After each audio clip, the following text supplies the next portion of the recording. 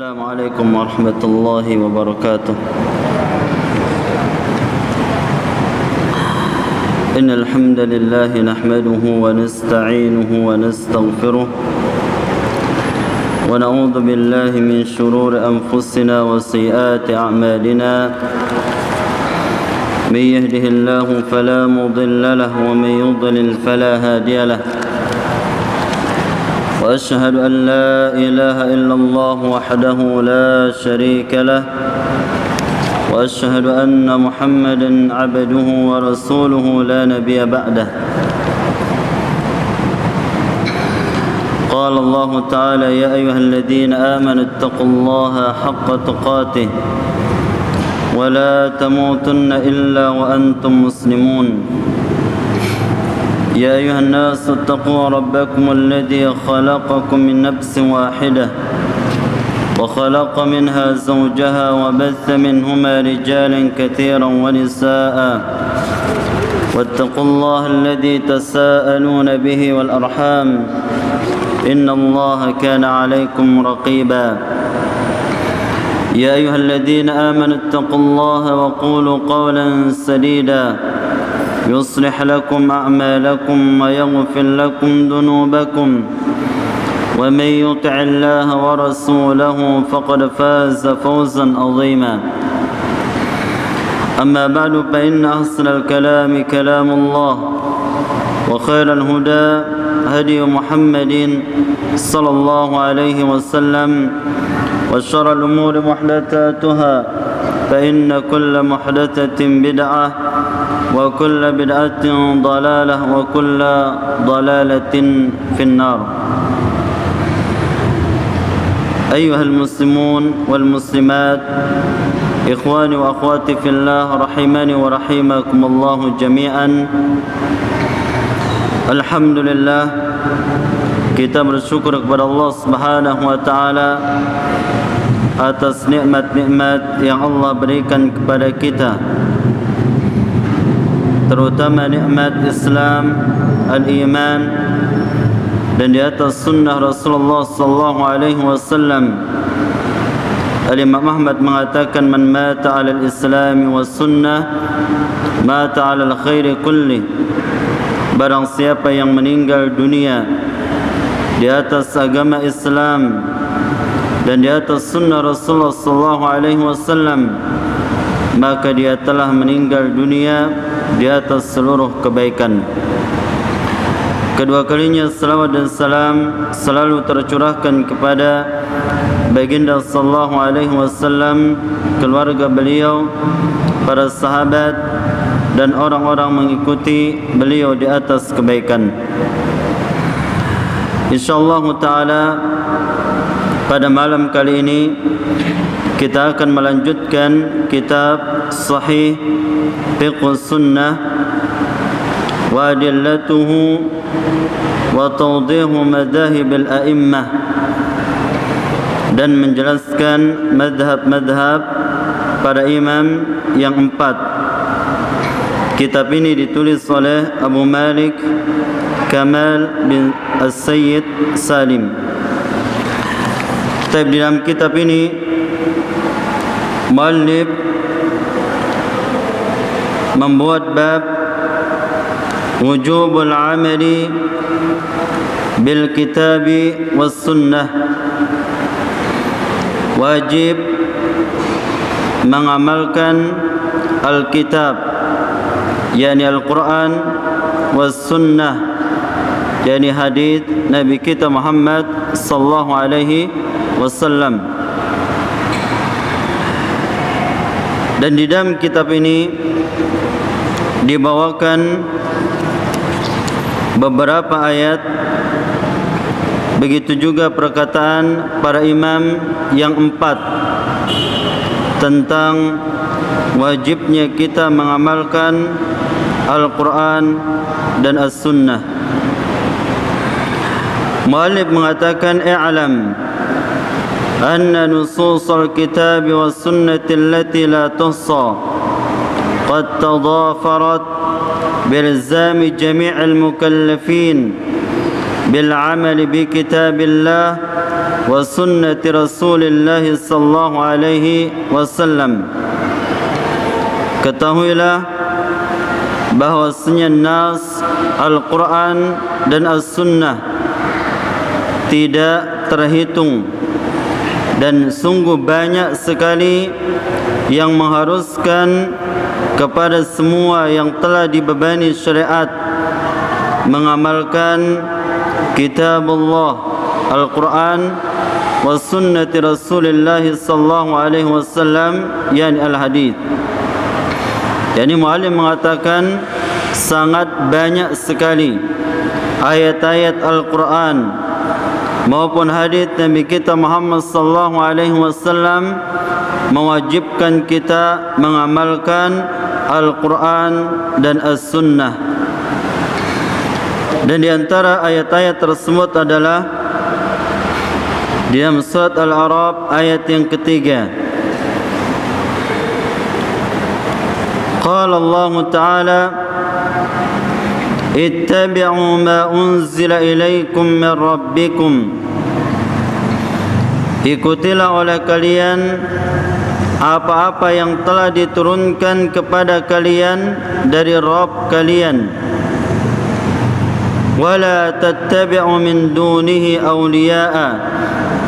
Dan janganlah kalian mengikuti selainnya sebagai pemimpin.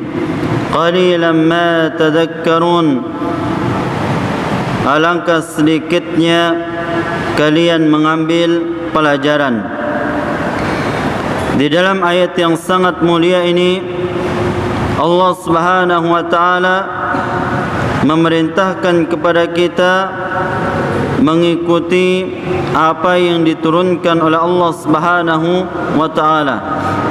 Dan yang Allah turunkan adalah Al-Quran dan sunnah Nabi kita Muhammad sallallahu alaihi wasallam. Sebagaimana di dalam ayat ini larangan bagi kita mengikuti selain Al-Quran dan As-Sunnah. Kemudian Allah menutup ayat ini dan mengatakan qalilan ma tadhakkarun. Alangkah sedikit bagi orang-orang yang mengambil pelajaran. Kemudian muallim mengatakan di sini wal muradu bima unzila ilaikum wal Quran was sunnah la ara ar-rijal. Yang dimaksud dengan apa yang diturunkan kepada kalian yaitu Al-Quran dan As-Sunnah, bukan ara ar-rijal, pemikiran-pemikiran manusia. Kemudian di dalam ayat yang lain surat An-Nisa ayat 61 Allah Subhanahu wa taala berfirman, "Idza qila lahum ta'alu ila ma anzala Allah wa ila ar-rasuli ra'aital munafiqina yasudduna 'anka sududa." Apabila dikatakan kepada mereka, kemarilah kepada apa yang Allah turunkan kepada Rasulnya, maka engkau melihat orang-orang munafikin, orang-orang munafik menghalangimu dengan benar-benar menghalangi. Di dalam ayat ini Allah Subhanahu wa taala mengatakan ta'alu ila ma anzalallah ila Rasul. Kemarilah kepada apa yang Allah turunkan kepada Rasulnya dan yang Allah turunkan kepada Nabi kita Muhammad sallallahu alaihi wasallam ada Al-Quran dan As-Sunnah. Dan Allah menjelaskan bahwasanya orang-orang yang memusuhi, orang-orang yang memegang di atas Al-Quran dan As-Sunnah, mereka adalah orang-orang munafik. Ra'aital munafiqina yasudduna 'anka sududa. Maka engkau akan melihat orang-orang munafik menghalangimu dari jalan yang benar. Oleh karenanya orang-orang yang memusuhi para pembela agama Allah yang membela Al-Quran dan As-Sunnah, mereka adalah orang-orang munafik. Fadallat hadhihi al-ayatul karimatu anna man du'ila ila al-amali bil-Quran was-Sunnah wa sadda an dhalika annahu min jumlatil munafiqin. Ayat ini, ayat yang mulia ini menjelaskan bahwasanya orang yang diseru kepada mengamalkan Al-Quran dan As-Sunnah, kemudian dia menghalang-halanginya, maka dia termasuk golongan orang-orang munafikin. Kemudian di dalam ayat yang lain, surat An-Nisa ayat 59, Allah Subhanahu wa taala berfirman, "Fa in tanaza'tum fi syai'in farudduhu ila Allah war Rasul in kuntum tu'minuna billahi wal yawmil akhir." Jika kalian berselisih dalam suatu perkara, berbeda pendapat dalam suatu perkara, maka kembalikanlah perkara itu kepada Allah dan Rasulnya. Kembalikan kepada Allah, yaitu kembalikan kepada Al-Quran. Kembalikan kepada Rasulullah SAW, yaitu kembalikan kepada sunnahnya. In kuntum tu'minuna billahi wal yawmil akhir, jika kalian beriman kepada Allah dan hari akhir. Di dalam ayat ini Allah mengikat setiap mereka yang beriman kepada Allah dan hari akhir, maka hendaknya mereka mengembalikan perselisihan mereka kepada Al-Quran dan Sunnah Rasulullah SAW. Kalau kita mempelajari tentang kaedah dalam usul fiqih, maka kita akan menemukan kaedah dinamakan syaratul muttasil, syarat yang bersambung. yakni orang yang beriman kepada Allah dan hari akhir, maka mengharuskan dia mengembalikan perkara yang dipermasalahkannya kepada Al-Quran dan As-Sunnah. Dan ini sebagai syarat dikatakan dia beriman dan beriman kepada hari akhir. Syarat dikatakan dia beriman kepada Allah dan beriman kepada hari akhir manakala dia mengembalikan permasalahannya kepada Al-Quran dan Sunnah Rasulullah SAW.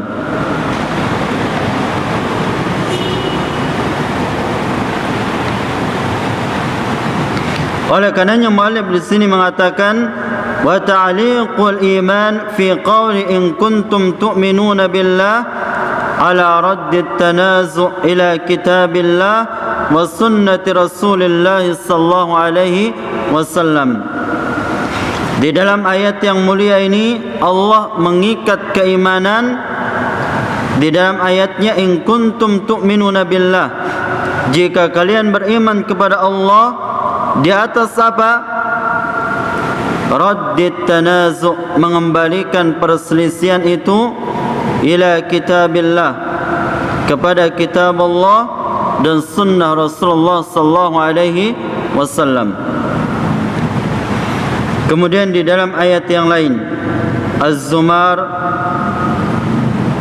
ayat 55, وَاتَّبِعُوا أَحْسَنَ مَا أُنْزِلَ إِلَيْكُمْ مِنْ رَبِّكُمْ مِنْ قَبْلِ أَنْ يَأْتِيَكُمُ الْعَذَابُ بَغْتَةً وَأَنْتُمْ لَا تَشْعُرُونَ.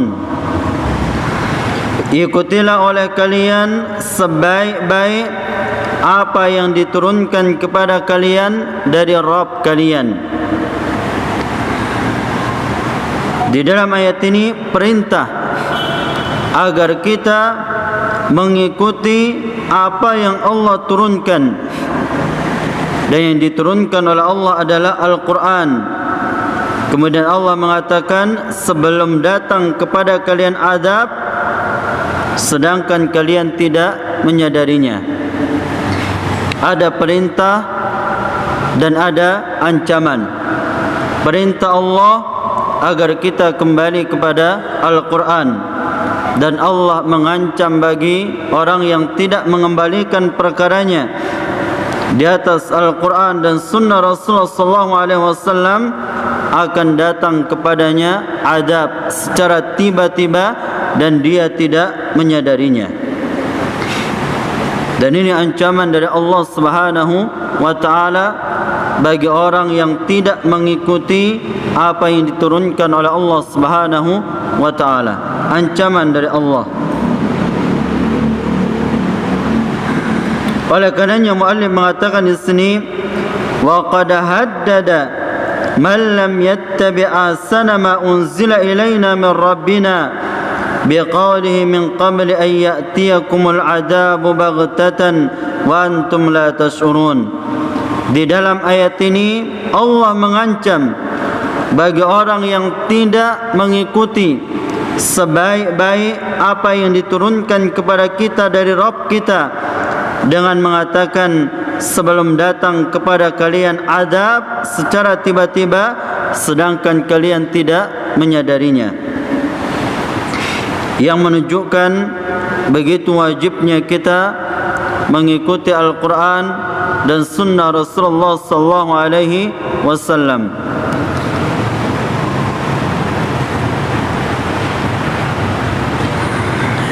Begitu juga di dalam surat An-Nisa ayat 65. Allah Subhanahu wa taala berfirman, "Fala wa rabbika la yu'minun hatta yuhakkimuka fima shajara bainahum wa la yajidu fi anfusihim harajan mimma qadaita wa yusallimu taslima." Allah berfirman, demi Rabb kamu wahai Muhammad, mereka tidak beriman, dinafikannya keimanan. Dan dinafikannya keimanan ini menunjukkan bahwasanya perkaranya sangatlah besar. Karena menafikan keimanan tidak terlepas dari dua. Yang pertama, imma menafikan asal keislaman seorang, atau menafikan kesempurnaan. Dan dua-duanya adalah perkara yang sangat besar. Hilangnya keimanan dari seseorang menunjukkan perkara ini begitu besar. Hatta yuhakkimuka fima shajara bainahum, sampai mereka menjadikan engkau sebagai hakim pada apa-apa yang mereka perselisihkan. Allah mengatakan, demi Rabbmu wahai Muhammad, mereka tidak beriman sampai mereka menjadikan engkau sebagai hakim pemutus perkara pada apa-apa yang mereka perselisihkan. Dan itu ketika Nabi kita Muhammad sallallahu alaihi wasallam masih hidup. Adapun setelah beliau meninggal dunia, maka yang kita jadikan hakim adalah sunnah beliau sallallahu alaihi wasallam. Thumma la yajidu fi anfusihim haraja, kemudian mereka tidak mendapati pada diri mereka haraja, berat. Wa yusallimu taslima, dan mereka benar-benar menerimanya sepenuh hati. Di dalam ayat yang sangat mulia ini, Allah Subhanahu wa taala bersumpah dan mengatakan seorang hamba tidak beriman sampai terkumpul kepada mereka tiga perkara di dalam ayat ini. Yang pertama adalah menjadikan Rasulullah SAW sebagai hakim. Dan setelah beliau meninggal dunia, maka yang menjadi hakim adalah sunnah beliau SAW. Itu yang pertama. Kemudian yang kedua apa yang diputuskan di dalam Al-Quran maupun As-Sunnah, maka tidak boleh ada pada diri kita berat. Kemudian yang ketiga, wa yusallimu taslima, benar-benar kita mengamalkannya, menerimanya dengan ikhlas penuh hati kita. Apabila tiga perkara ini salah satunya hilang pada diri kita, maka kita tidak dikatakan beriman.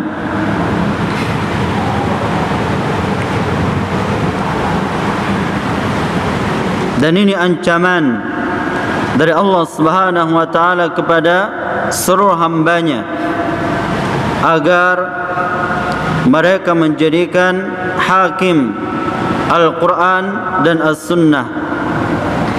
Kemudian yang kedua, apa yang diputuskan oleh Al-Quran dan As-Sunnah tidak boleh ada rasa berat di dalam dirinya.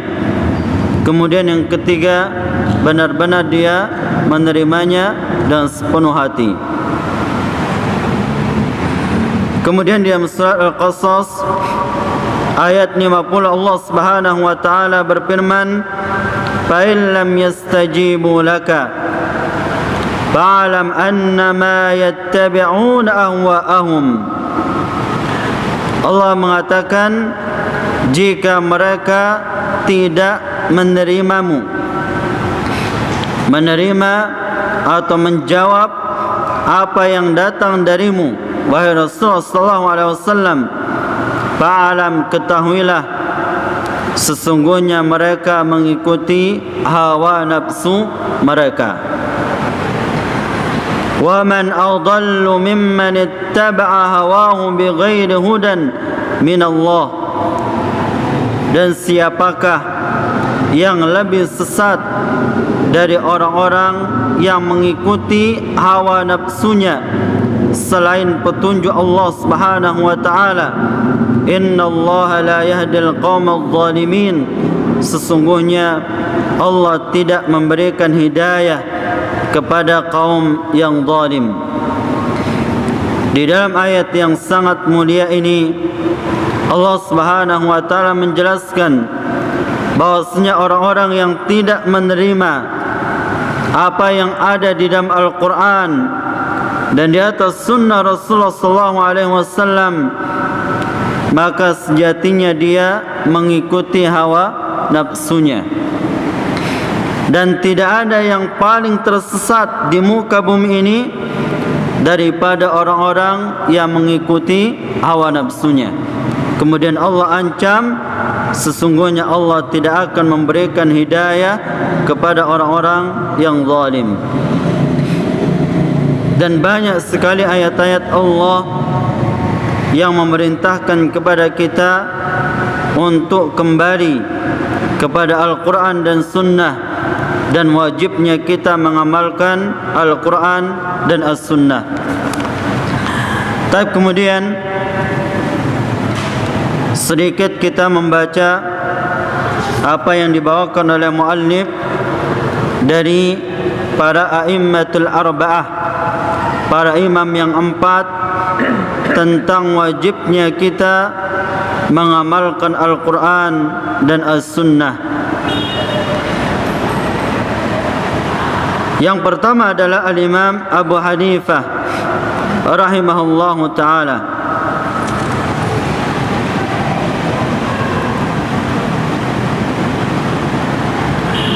Beliau mengatakan, idza sahhal hadithu fa huwa madhhabi.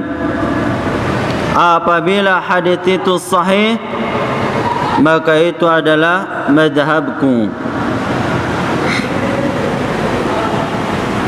Dan ini sebagai isyarat dari Al-Imam Abu Hanifah bahwa apabila perkataan beliau bertentangan dengan hadis Rasulullah sallallahu alaihi wasallam, maka wajib membuang perkataan beliau dan kembali kepada hadis Rasulullah sallallahu alaihi wasallam Karena itulah madhab beliau.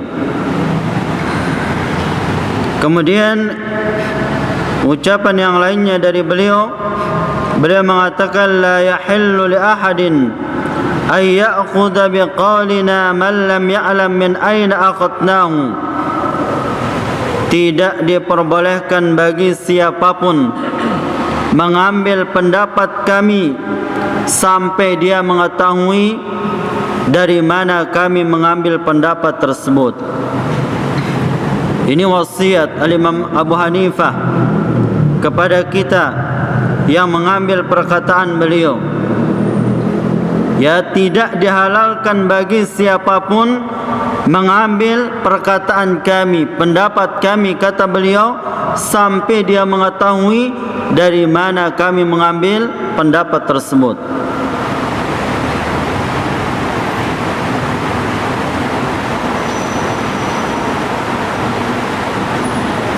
Kemudian di dalam riwayat yang lain beliau mengatakan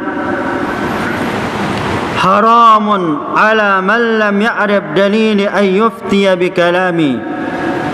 Haram bagi orang yang tidak mengetahui dalilku kemudian berfatwa dengan perkataanku. Ini wasiat Al-Imam Abu Hanifah rahimahullahu taala. Haram kita mengambil perkataan beliau kemudian berfatwa dengannya sebelum kita mengetahui dari mana beliau mengambil fatwa tersebut.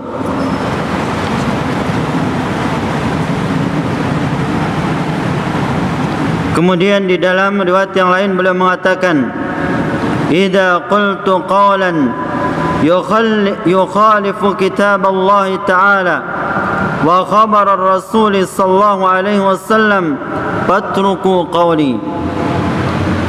Apabila aku mengatakan suatu perkataan yang menyelisih kitab Allah dan kabar berita dari Rasulullah sallallahu alaihi wasallam, maka tinggalkanlah perkataanku. Ini perkataan siapa? Al-Imam Abu Hanifah. Ibnu Anas beliau mengatakan innama ana basharun ukhti wa usib. Sesungguhnya aku adalah manusia biasa, bisa salah dan bisa benar. Fanzuru fi ra'yi, maka lihatlah kepada pendapatku. Fa kullu ma wafaqa al-kitab was sunnah fahuduh. Dan semua apa yang sesuai dengan Al-Quran dan As-Sunnah maka ambillah. Wa kullu ma lam yuwaffiq al-kitab was sunnah fatrukuh. Dan semua yang tidak sesuai dengan Al-Quran dan Sunnah maka tinggalkanlah. Ini perkataan Al-Imam Malik rahimahullahu ta'ala. Kemudian di dalam perkataan beliau yang lain beliau mengatakan laisa ahadun ba'dan nabi illa wa yu'khad min qawli wa yutrak illa an-nabiy sallallahu alaihi wasallam. Tidak ada seorang pun setelah Nabi kecuali boleh diambil perkataannya, boleh juga dibuang, kecuali Nabi sallallahu alaihi wasallam. Di dalam riwayat yang lain beliau mengatakan illa sahib hadzal qabr, kecuali pemilik kuburan ini. Ini perkataan Al-Imam Malik rahimahullahu ta'ala. Kemudian yang ketiga perkataan Al-Imam Asy-Syafi'i.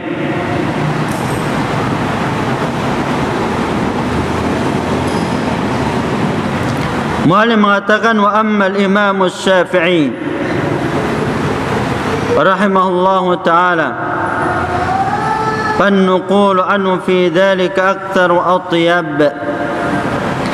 Adapun Al-Imam Asy-Syafi'i, riwayat yang datang dari beliau tentang wajibnya kita mengamalkan Al-Quran dan As-Sunnah maka sangat banyak dan sangat indah. Di antaranya, ma min ahadin illa wa tudhabu alaihi sunnatun li Rasulillah sallallahu alaihi wasallam wa tu'azzabu anhu famahma qultu min qawlin aw asaltu min aslin fihi ar Rasulillah sallallahu alaihi wasallam khilafa ma qultu fal qawlu ma qala Rasulullah sallallahu alaihi wasallam wa huwa qawli. Beliau mengatakan, apa saja yang aku katakan dari suatu pendapat atau apa yang aku buat pondasi dari pondasi-pondasi, yakni kaedah-kaedah, fihi ar-Rasulillah sallallahu alaihi wasallam, dari Rasulullah sallallahu alaihi wasallam, khilafa ma qultu, menyelisihi apa yang aku katakan. Fal qawlu ma qala Rasulullah sallallahu alaihi wasallam, maka perkataan yang benar adalah perkataan Rasulullah sallallahu alaihi wasallam, wa huwa qawli, dan itu perkataanku. Ini perkataan al-Imam Asy-Syafi'i. Maknanya adalah, jika perkataanku menyelisihi perkataan Rasulullah sallallahu alaihi wasallam, maka buang perkataanku dan ambillah perkataan Rasulullah sallallahu alaihi wasallam. Kemudian di dalam riwayat yang lain beliau mengatakan, ajma'al muslimuna ala anna man istabana lahu sunnatun ar-Rasulillah sallallahu alaihi wasallam lam yahilla lahu an yad'a liqauli ahadin. Beliau mengatakan, para ulama telah sepakat bahwasanya apabila jelas baginya sunnah Rasulullah sallallahu alaihi wasallam, maka tidak halal baginya meninggalkannya karena pendapat seseorang. Ya, tidak halal baginya meninggalkan perkataan Rasulullah karena ada pendapat seseorang. Kemudian di dalam perkataan beliau yang lain, beliau mengatakan, idza wajadtum fi kitabi khilafa sunnati Rasulillah sallallahu alaihi wasallam faqulu bi sunnati Rasulillah sallallahu alaihi wasallam wada'u ma qultu. Beliau mengatakan, apabila kalian mendapati di dalam kitabku menyelisih sunnah Rasulullah sallallahu alaihi wasallam, maka katakanlah dengan sunnah Rasulullah sallallahu alaihi wasallam dan tinggalkanlah apa yang aku katakan. Ini wasiat al-Imam Asy-Syafi'i kepada kita semua agar kita mengamalkan Al-Quran dan As-Sunnah. Taib. Yang keempat, perkataan al-Imam Ahmad bin Hanbal rahimahullahu ta'ala. Beliau mengatakan, la tuqalliduni, jangan kalian taklid buta kepadaku. Wala tuqallidu Malikan wala Syafi'i wala Auza'i wala Tawri, jangan juga kalian taklid kepada al-Imam Malik, begitu juga al-Imam Asy-Syafi'i, begitu juga al-Imam Auza'i, begitu juga al-Imam At-Tawri. Wa khudh min haitsu akhadhu, dan ambillah dari mana mereka mengambilnya. Maksudnya adalah Al-Quran dan As-Sunnah. Dan ini menunjukkan bahwasanya wajib bagi setiap kita mengambil dan mengamalkan sunnah Rasulullah sallallahu alaihi wasallam. Taib, mungkin hanya ini yang bisa kami sampaikan. Mudah-mudahan bermanfaat, dan kesimpulan yang kita bahas adalah wajib kita mengamalkan Al-Quran dan sunnah Rasulullah sallallahu alaihi wasallam. Taib, kita tutup dengan doa kafaratul majlis. Subhanakallahumma rabbana wa bihamdika asyhadu an la ilaha illa anta wa astaghfiruka wa atubu ilaik. Wassalamu alaikum warahmatullahi wabarakatuh.